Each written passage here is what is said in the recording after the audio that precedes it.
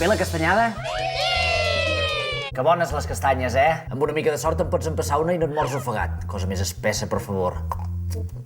Ai, que m'atraganto. La castanyada és una tradició preciosa que passa de pares a fills. Els nens i nenes a l'escola canten la cançó d'en Marrameu, Marrameu torra castanyes a la voreta del foc. I de cop arriba la desgràcia. Estic una mica cagat. Ja n'hi peta un als morros, ja tenim Marrameu mort. Mort, a la caixa, caput!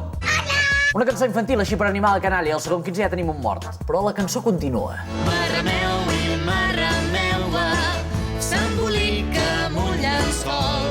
Però que no s'havia mort. Home, és que no ha respectat ni el dol, fa 2 segons era mort i ha ressuscitat i s'està embolicant amb una tal Marrameu, eh? Eso está muy feo. Que jutjar pel nom, una mica porca. Marrameu, eh? Ay, qué machista. Sí, machista. Podríeu pensar que la cançó no té massa significat. Home, no, què dius, home, si s'ha entès tot. Ara arriba la frase per entendre-ho tot. Estupendo, vamos, muy completamente importante. Marrameu es veu que no era Marrameu.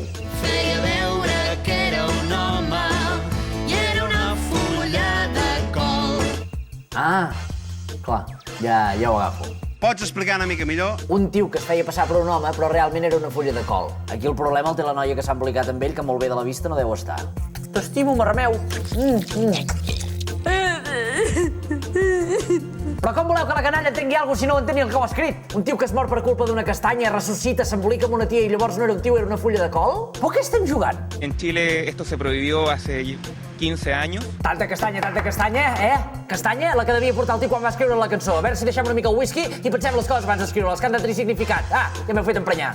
Aquest senyor que va vestit de negre, a mi no m'agrada.